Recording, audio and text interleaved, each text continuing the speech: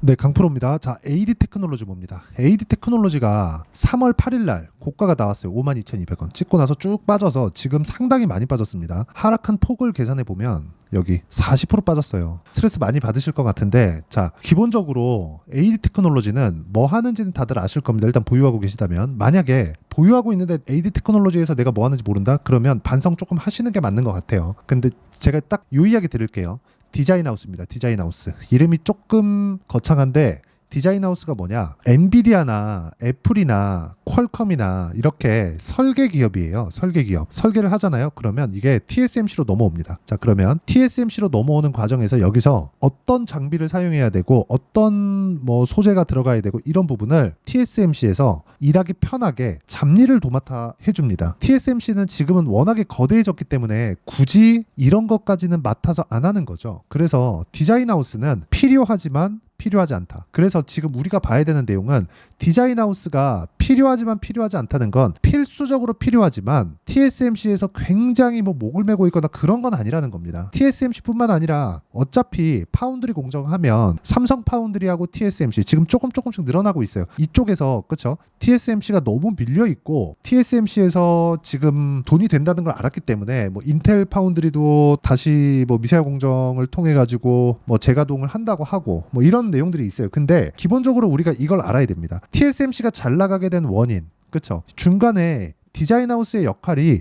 필요하지만 필요하지 않은, 즉 중요한 역할을 해왔었다는 거죠. 그렇죠? 효율적으로 일할 수 있는 환경을 갖춰주는 것, 그렇죠? 자, 그러다 보니까 지금 이쪽에서는 미래 가치에 대한 부분이 온전하게 조금 그런 반영을 받지 않고 있는 거예요. 근데 저는 그렇게 생각합니다. AD 테크놀로지는 지금 뭐가 됩니까? 비메모리 쪽만 맡아서 하고 있는 걸로 약간 조금 성향이 그쪽으로 가 있어요. 근데 실제 지금까지 일을 그런 방식으로 해왔다는 것도 맞고, 이거 말고 하나가 더 있죠.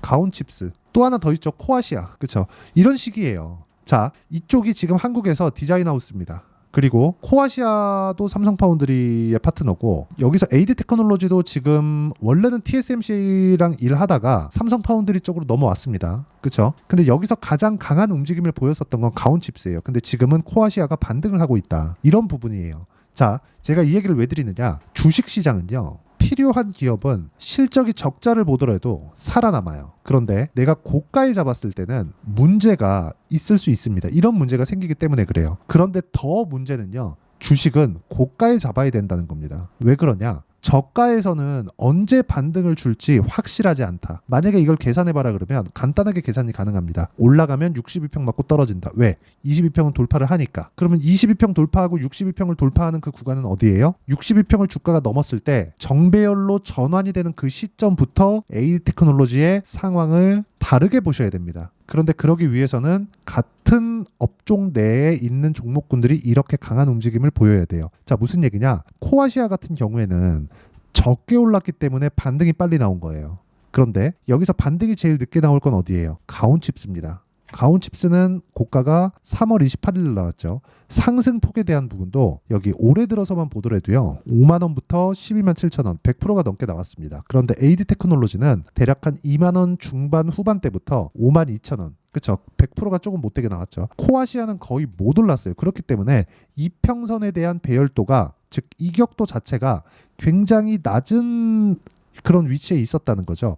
근데 여기서 반등이 나왔다는 건 뭐가 나온다는 거예요? 지금 이 디자인하우스 쪽의 주가가 안 좋았었던 부분이 조금 해결되고 있는 그런 상황 속에 있다는 겁니다. 이런 과정에서 우리가 봐야 되는 내용은 한 가지예요. AD 테크놀로지가 지금 가격이 어디까지 내려와 있는가. 올해 초부터 반도체 종목이 다시 랠리를 펼치고 있는데 그 구간에서 반등이 나왔었던 강한 종목군이었었던 이 강한 시세 구간은 모두 다 반납을 했어요. 그렇다는 건 지금 무슨 이야기가 됩니까? 지금은 가격적인 부담이 없다. 하지만 우리는 확인하고 매수를 해야 되기 때문에 확인하고 매수하는 가격대를 찾자는 겁니다. 여기까지 말씀드리면 이해가 안 되실 수도 있는데 제가 실제 매매한 내용을 이야기를 드릴게요. 자, 여기 삼성중공업 같은 경우에 보면 뭐 전부 다 고가에 매수를 하죠. 완성돼 있는 매매, 매도까지 돼 있는 매매를 사전에 몇 개를 보여드릴게요.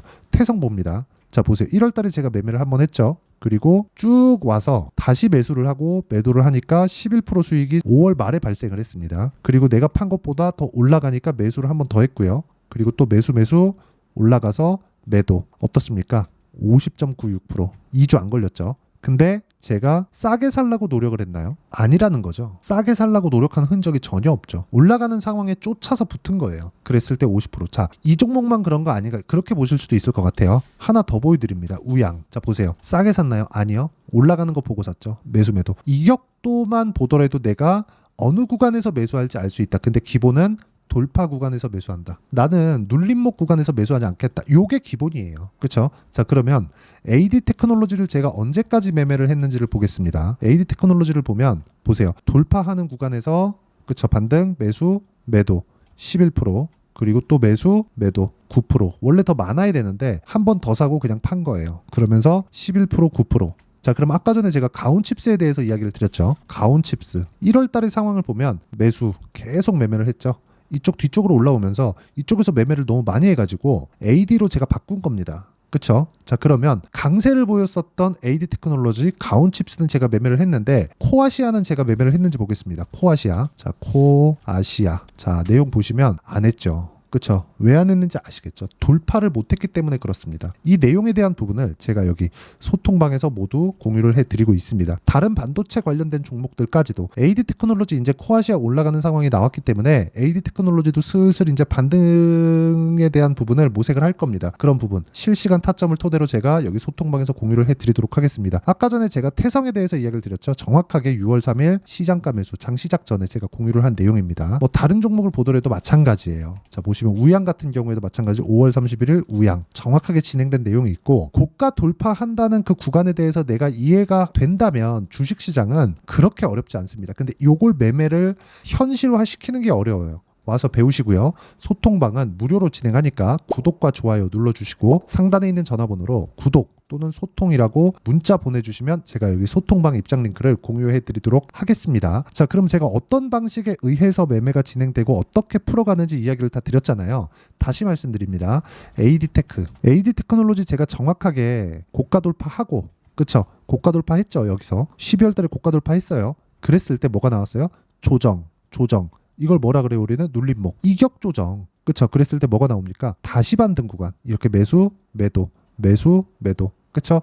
이런 식으로 진행됐을 때 9%, 11% 이렇게 수익이 나오는 겁니다. 자, 그러면 내가 하나를 딱 버려야 돼요. 저가에 못 산다, 고가에 못 판다. 요것만 딱 버리세요. 요거 버리고 우리는 몸통만 먹겠다. HLB 보여드립니다. HLB 난리가 아니죠. HLB를 보시면 정확하게 어디부터 보셔야 되냐면 12월 달부터 보셔야 되는데 보세요. 올라갈 때 안 샀죠. 이때 고가 돌파 확인, 눌림목, 반등, 매수, 매도 쭉 내려보면 1월달 31%, 1월달 1월 29일 날 매도한 거 31%입니다. 그리고 다시 내가 판 것보다 더 올라갔을 때 매수, 매도 아까 보셨죠? 18%, 그리고 매수, 매도 이런 식으로 진행하는 거예요. 내가 이쪽에 탁 사서 여기에 탁 팔면 한 150% 나오겠죠. 근데 그게 되냐고요. 근데 이렇게 하지 않더라도 50%짜리, 40%짜리 이런 것들이 터진다고요. 바이오 하나 더 보시죠. 알테오젠. 제가 사례를 계속해서 보여드리는 게 이게 답이기 때문에 그렇습니다. 자, 보세요. 매수, 매도. 근데 알테오젠은 언제 돌파가 나왔죠? 9월달. 이런 상황을 내가 지속적으로 만들 수 있어야 됩니다. 이런 상황을 만들지 못하면 주식시장은 진짜 너무나 어려워질 수밖에 없어요. 그리고 그 내용은 실시간 내용이 필요하기 때문에 소통방에서 진행을 하고요. 소통방에 대한 내용은 제가 무료로 진행하니까 구독과 좋아요 눌러주시고요. 상단에 있는 전화번호로 구독 또는 소통이라고 문자 보내주시면 되고 이쪽에 인원이 다 차면 제가 여기 카톡으로도 진행을 하고 있으니까 이쪽이라도 임시로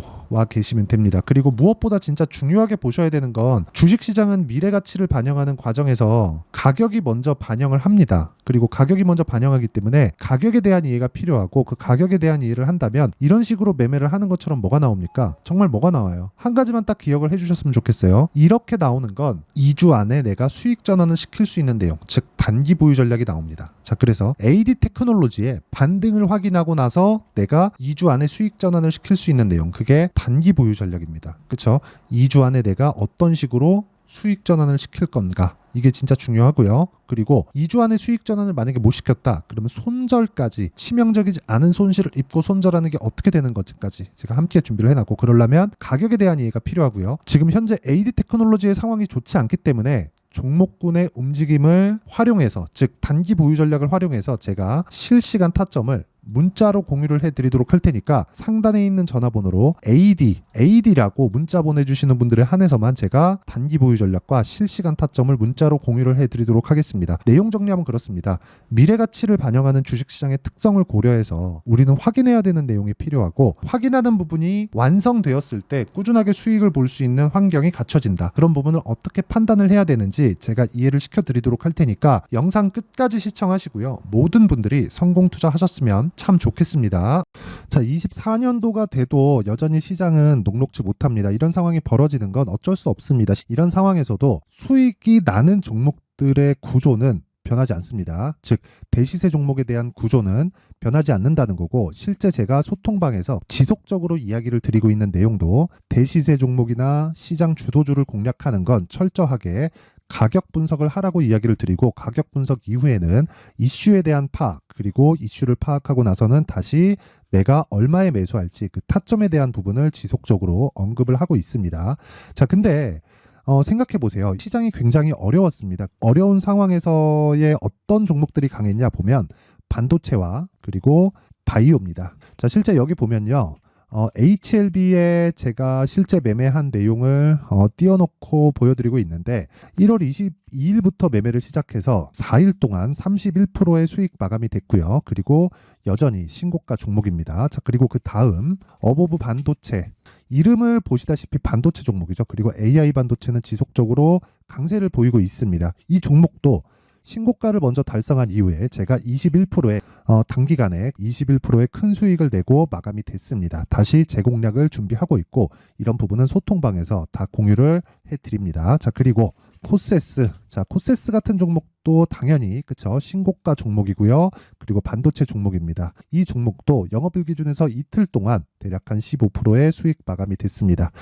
내용을 한번 보시면 어떻습니까? HLB를 포함해서 30%, 20%, 15% 이런 식의 수익이 지속적으로 발생하고 있는데, 이 세 종목 모두 다 신고가 종목이고 1월 달에 시장이 약세를 보이고 있는 구간에서도 강했었던 그런 종목입니다. 특징점이 하나 있는데, 그 이슈에 앞서서 가격이 먼저 반영했다는 거죠. 그렇게 제가 가격을 먼저 보고 이슈에 대해서 파악하는 이유는 결과적으로는 큰 시세를 먹기 위한 사전 준비 작업입니다. 실제로 큰 시세를 먹기 위해서 사전 준비 작업을 했을 때 여기 레인보우 로보틱스 127%, 그리고 ISC 98%, 그리고 한미반도체 97%의 큰 수익을 내는 상황을 만들 수 있습니다. 어떤 식으로 소통방에서 진행됐는지, 그쵸? 그 상황을 제가 이야기를 드린 건데, 이런 상황도요, 당연히 신고가를 공략했을 때 가능한 겁니다. 자, 그러면 이번에도 마찬가지입니다. 그쵸? 정부 주도의 코리아 디스카운트 해소 방안이 2월 달에 발표를 하고요. 그리고 2월 달에 발표된 내용을 토대로 주가가 움직이는 게 아니라 이미 움직인 내용이 있죠. 실제 이 내용은 크게 중요한 게 아니라는 겁니다.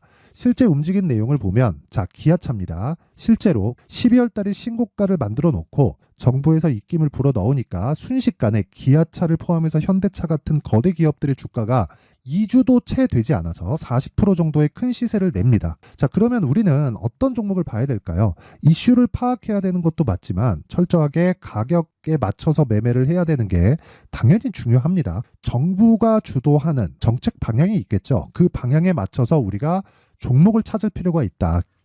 자, 그러면 답이 나왔습니다. 정부가 주도하는 방향에 맞춰서 제2의 기아차를 찾는 게 지금은 중요하다. 근데 정부 정책의 방향에 맞게 가자. 그랬을 때 앞서서 제가 보여드렸었던 내용인 여기 레인보우 로보틱스 127%, 그리고 ISC 98%, 그리고 한미반도체 97%와 같은 수익을 낼 수 있습니다. 물론 시간에 대한 부분은 최소 2주의 시간이 필요하고요. 그리고 최장 3개월 안에 끝내야 됩니다. 자, 기아차의 시세를 보셨던 것과 같이 2월 달에 정부 정책의 방향이 결정되고요. 바로 3월 달이면 시행입니다. 자, 그러면 우리는 거기에 맞춰서 당연히 종목을 찾아야 되고, 제가 제2의 기아차를 찾아놨습니다. 제가 아까 전에 소통방에서 이야기를 드렸었던 내용 다 공개를 해드렸는데, 그 내용처럼 종목만 받고 싶다 하시는 분들은요, 상단에 있는 제 전화번호로 대시세, 자, 대시세라고 문자를 보내주시면 정부 정책의 방향에 맞는 종목을 모든 분들에게 무료로 공개를 해드리도록 하겠습니다. 자, 제가 원하는 건 채널 성장이 목적입니다. 자, 그래서 구독과 좋아요 꼭 좀 부탁드리고요. 모든 분들이 정부 정책에 맞는 방향으로 매매를 이어가서 큰 수익 보셨으면 좋겠습니다.